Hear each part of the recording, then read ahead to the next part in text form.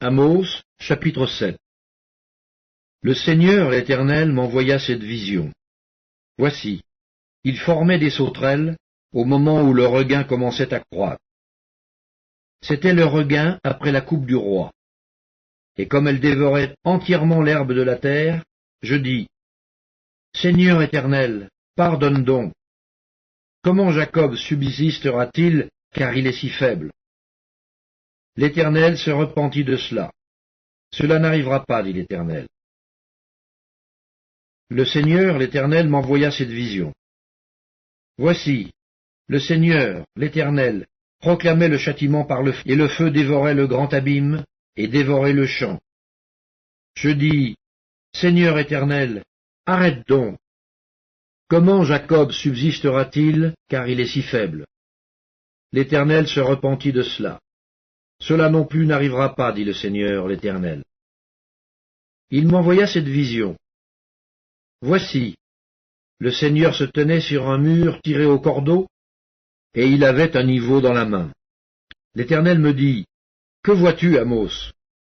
Je répondis, « Un niveau. » Et le Seigneur dit, « Je mettrai le niveau au milieu de mon peuple d'Israël, je ne lui pardonnerai plus.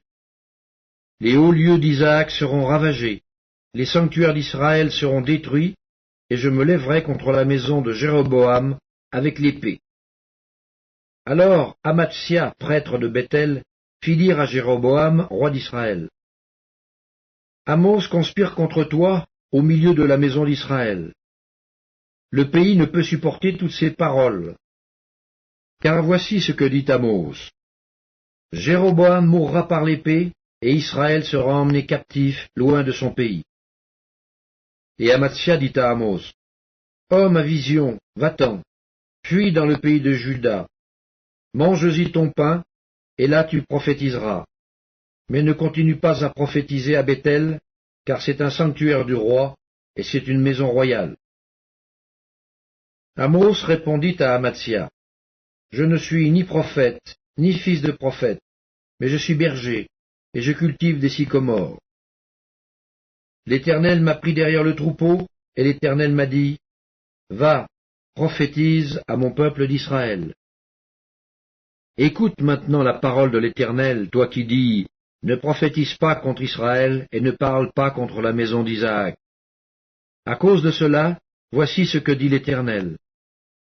Ta femme se prostituera dans la ville, tes fils et tes filles tomberont par l'épée, ton champ sera partagé au cordeau, et toi, tu mourras sur une terre impure, et Israël sera emmené captif loin de son pays.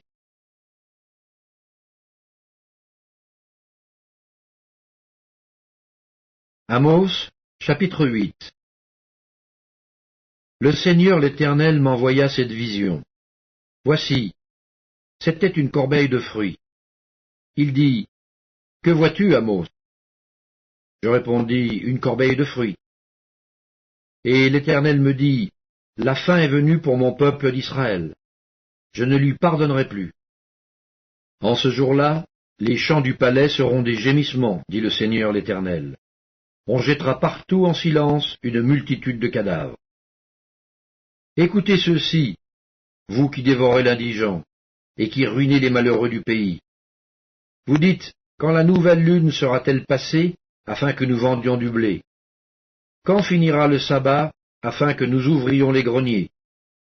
Nous diminuerons l'épha, nous augmenterons le prix, nous falsifierons les balances pour tromper, puis nous achèterons les misérables pour de l'argent, et le pauvre pour une paire de souliers, et nous vendrons la criblure du froment. L'Éternel l'a juré par la gloire de Jacob, je n'oublierai jamais aucune de leurs œuvres. Le pays, à cause d'elle, ne sera-t-il pas ébranlé, et tous ses habitants ne seront-ils pas dans le deuil? Le pays montera tout entier, comme le fleuve. Il se soulèvera et s'affaissera, comme le fleuve d'Égypte. En ce jour-là, dit le Seigneur l'Éternel, je ferai coucher le soleil à midi, et j'obscurcirai la terre en plein jour. Je changerai vos fêtes en deuil, et tous vos chants en lamentation. Je couvrirai de sacs tous les reins, et je rendrai chauves toutes les têtes. Je mettrai le pays dans le deuil, comme pour un fils unique. et sa fin sera comme un jour d'amertume. Voici, les jours viennent, dit le Seigneur l'Éternel, où j'enverrai la famine dans le pays, non pas la disette du pain et la soif de l'eau, mais la faim et la soif d'entendre les paroles de l'Éternel. Ils seront alors errants d'une mer à l'autre, du septentrion à l'orient. Ils iront çà et là pour chercher la parole de l'Éternel, et ils ne la trouveront pas. En ce jour, les belles jeunes filles et les jeunes hommes mourront de soif. Ils jurent par le péché de Samarie, et ils disent, Vive, vive la voix de Beër-Shéba, mais ils tomberont et ne se relèveront plus.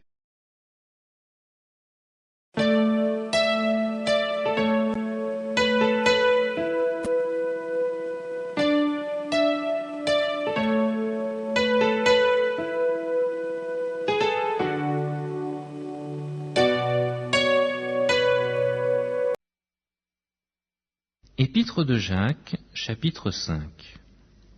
À vous maintenant, riches, pleurez et gémissez, à cause des malheurs qui viendront sur vous. Vos richesses sont pourries, et vos vêtements sont rongés par les teignes. Votre or et votre argent sont rouillés, et leur rouille s'élèvera en témoignage contre vous, et dévorera vos chairs comme un feu. Vous avez amassé des trésors dans les derniers jours. Voici, le salaire des ouvriers qui ont moissonné vos champs et dont vous les avez frustrés crie, et les cris des moissonneurs sont parvenus jusqu'aux oreilles du Seigneur des armées. Vous avez vécu sur la terre dans les voluptés et dans les délices. Vous avez rassasié vos cœurs au jour du carnage. Vous avez condamné, vous avez tué le juste qui ne nous a pas résisté. Soyez donc patients, frères, jusqu'à l'avènement du Seigneur. Voici, le laboureur attend le précieux fruit de la terre, prenant patience à son égard, jusqu'à ce qu'il ait reçu les pluies de la première et de l'arrière-saison. Vous aussi, soyez patients, affermissez vos cœurs, car l'avènement du Seigneur est proche. Ne vous plaignez pas les uns des autres, frères, afin que vous ne soyez pas jugés. Voici, le juge est à la porte.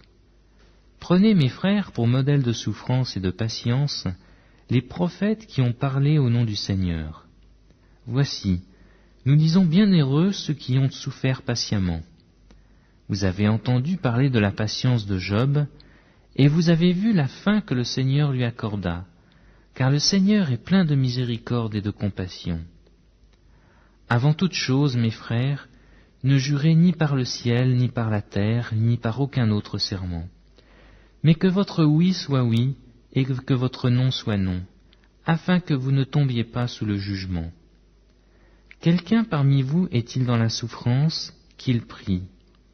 Quelqu'un est-il dans la joie, qu'il chante des cantiques.